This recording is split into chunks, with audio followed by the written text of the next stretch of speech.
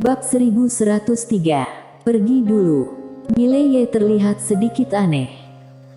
Di samping Mileye, Amu menundukkan kepalanya sedikit. Dia dengan lembut menggerogoti roti kukus yang diberikan Mileye, tanpa berbicara. Wanita bergaun polos itu juga sedang mengunyah bakpao, tapi dia bahkan tidak memandang Sandi dari awal sampai akhir. Pada saat ini, Sandi tiba-tiba menatap Amu, pendeta agung klan penyihir. Apakah kamu tidak tahu banyak ilmu sihir? Ayo, aku akan memberimu kesempatan untuk melakukan ilmu sihir. Amu menggelengkan kepalanya dengan cepat. Tidak, tidak. Aku tidak bisa mengalahkanmu, kamu yang terbaik. Sandi menyipitkan matanya sedikit, dia melihat wanita bergaun polos lagi. Ketika dia melihat wanita bergaun polos, dia mengerutkan kening. Karena dia tidak bisa merasakan nafas wanita bergaun polos. Sandi memandangi wanita bergaun polos, kamu sepertinya memiliki pengetahuan. Mileye menundukkan kepalanya dan menggerogoti roti kukus tanpa berbicara. Wanita bergaun polos itu tetap mengabaikan Sandi. Sandi menatap wanita bergaun polos, aku akan memberi kamu kesempatan untuk bergerak. Wanita bergaun polos itu tetap tak angkat bicara. Sandi berkata lagi, karena kamu tidak bergerak, maka aku yang bergerak. Setelah selesai berbicara, dia memegang garpu aneh dan dengan ringan menunjuk ke arah Mileye dan seekor naga air ditembakkan. Pada saat ini, wanita bergaun polos tiba-tiba menatap Sandi. Dia mengambil sumpit di atas meja dengan tangan kirinya, lalu sumpit itu terbang keluar di saat berikutnya. Tes. Dalam sekejap, naga air langsung meledak dan pada saat naga air meledak, wajah Sandi tiba-tiba berubah dan dia menekan tombolnya. Badan air tak terlihat muncul di depannya. Perairan. Alasan mengapa dia langsung mengorbankan kartu haulnya adalah karena dia merasakan bahaya. Nafas kematian. Namun, begitu wilayah perairannya muncul, ia menghilang tanpa jejak, seolah-olah tidak pernah muncul sebelumnya. Sumpit itu mendarat di antara alis Sandi. Sandi tetap di tempatnya. Wanita bergaun polos memandang Mileye, bunuh. Mileye menggelengkan kepalanya, aku akan melakukannya sendiri di masa depan. Wanita bergaun polos memiliki sedikit kelegaan di matanya, kamu sudah dewasa. Mileye tertawa, aku tidak bisa mengandalkanmu sepanjang waktu. Wanita bergaun polos itu berkata lembut, tidak usah begitu sungkan denganku, tapi kamu memang harus dewasa, masih banyak hal yang harus kamu hadapi sendiri. Ini adalah hidup. Mileye mengangguk, aku membuat catatan. Pada saat ini, Sandi di kejauhan tiba-tiba bergetar, apakah kamu jalan surga? Wanita bergaun polos tidak berbicara, Mileye bangkit dan berjalan ke panci sup, bosnya sudah kabur. Mileye mengambil mie dari panci, lalu membawanya ke wanita bergaun polos dan Amu. Mileye tersenyum dan berkata, cobalah.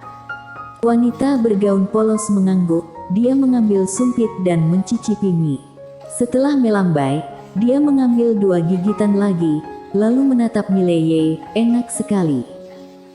Mileye tersenyum, lalu menatap Amu, coba juga. Amu mengangguk, lalu mulai menggerakkan sumpitnya. Sedangkan dari samping, Sandi tidak berani bergerak, karena sumpit masih terjepit di antara kedua alisnya. Wanita bergaun polos merasa lebih enak semakin banyak dia makan. Segera dia menghabiskan mie, lalu menatap Mileye, makan semangkuk lagi. Mileye tertawa, aku akan memasaknya untukmu. Setelah berbicara, dia bangun untuk memasak mie. Wanita bergaun polos memandang Amu, dan Amu berkata lembut, kamu bisa menyelamatkan alam semesta ini, kan? Wanita bergaun polos menggelengkan kepalanya. Amu berkata dengan suara yang dalam, kamu tidak mau bergerak. Wanita bergaun polos itu memandang Amu, aku tidak berutang apapun kepada alam semesta ini. Lagi pula, belenggu ini lahir dari hati dan tidak bisa ditentang oleh manusia.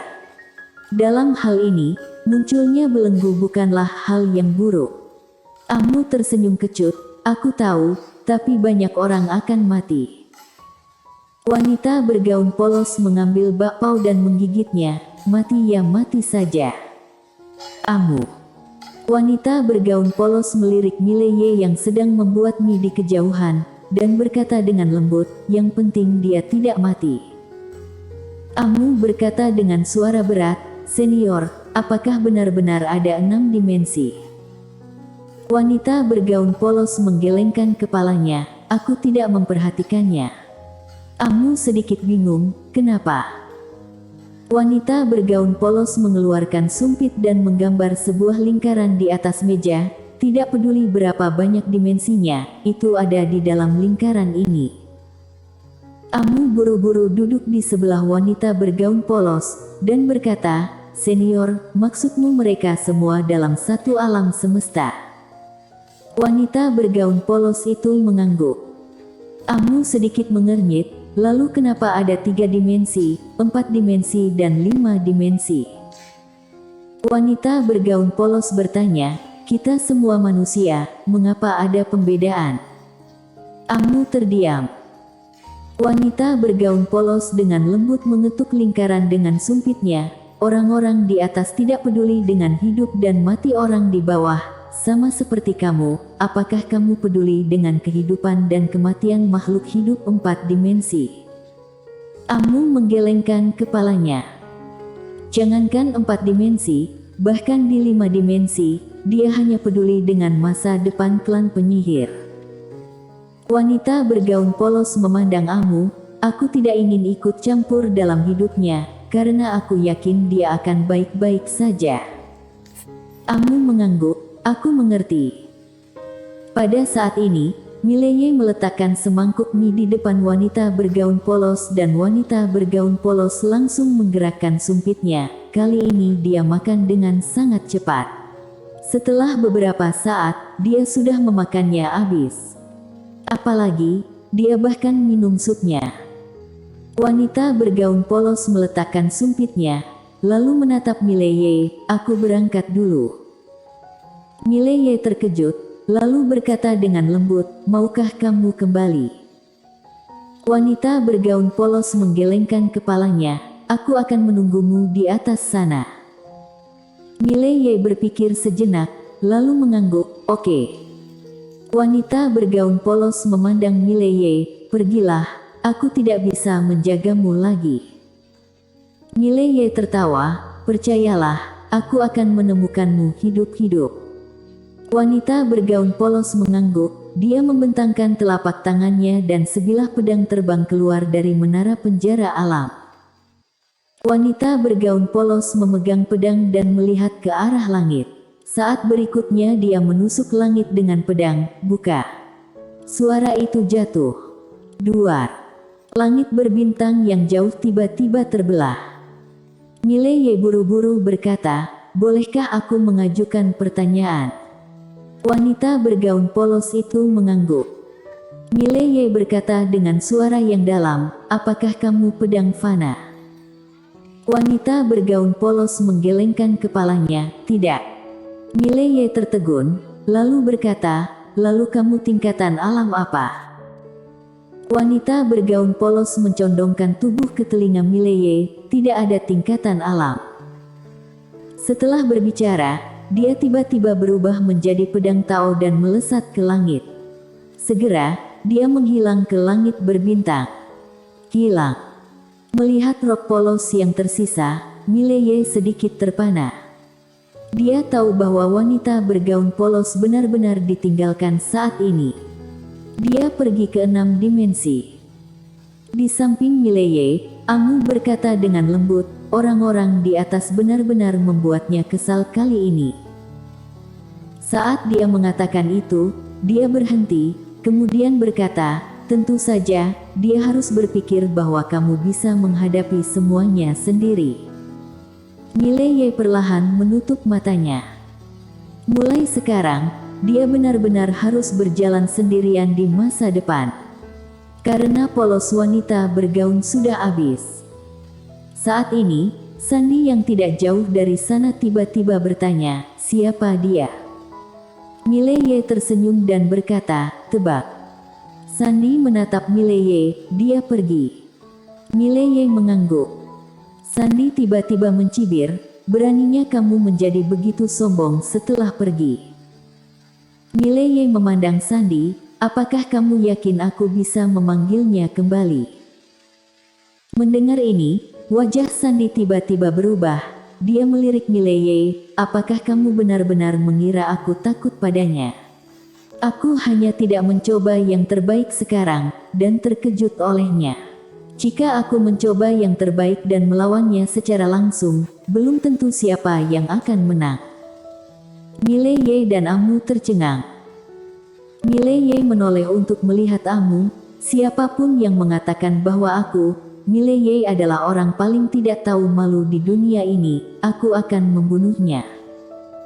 Amu ragu-ragu sejenak, lalu berkata, "Akhirnya aku bertemu dengan orang yang lebih tidak tahu malu darimu."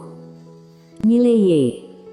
Mendengar perkataan Mileye dan mereka berdua, Sandi terlihat agak jelek, dan hendak berbicara saat Amu tiba-tiba berkata, "Dia belum pergi jauh." "Tidak jauh." Mendengar ini, kelopak mata Sandi berkedut, dia melirik ke langit dan langit berbintang. Setelah beberapa saat, dia melihat ke arah Mileye, "Dendam kita akan diselesaikan di hari lain." Setelah berbicara, dia berbalik dan menghilang di ujung langit. Amu tiba-tiba berkata, "Seharusnya kamu biarkan dia membunuhnya sekarang, karena dia benar-benar tidak lemah." Mileye tersenyum dan berkata, "Aku tahu." Amu menatap Mileye, dan Mileye berkata dengan lembut, "Mulai sekarang, semua jalan akan menjadi milikku." Amu mengangguk, "Ya." Mileye membuka telapak tangannya, pedang ether muncul di tangannya. Setelah melihat pedang ether di tangannya sejenak, dia melihat ke langit. Kalimat yang diucapkan wanita bergaun polos. "Tingkatan alam. Apakah tidak ada yang lebih tinggi dari pedang fana?" Pada saat ini, Queen tiba-tiba muncul di depan Mileye. Queen menatap Mileye, "Kamu melepaskannya?" Mileye mengangguk, "Ayo pergi."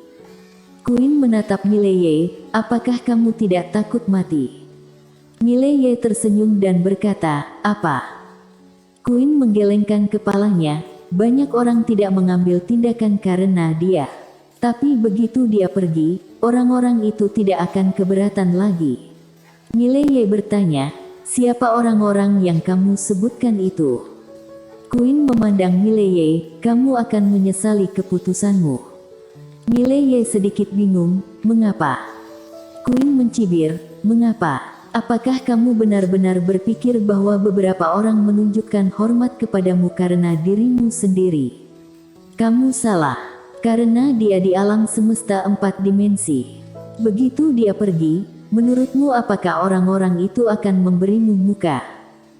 Baru saja dia akan berbicara, pada saat ini, sebuah bayangan tiba-tiba muncul di langit. Orang yang datang adalah seseorang yang akrab dengan Mileye. Demon Yan. Demon Yan melihat ke kedalaman langit berbintang dan berkata dengan lembut, "Apakah kamu akhirnya pergi?" Mileye memandangi Demon Yan, "Nona Yan, jangan bilang bahwa kamu di sini untuk menanyakan menara itu kepada aku."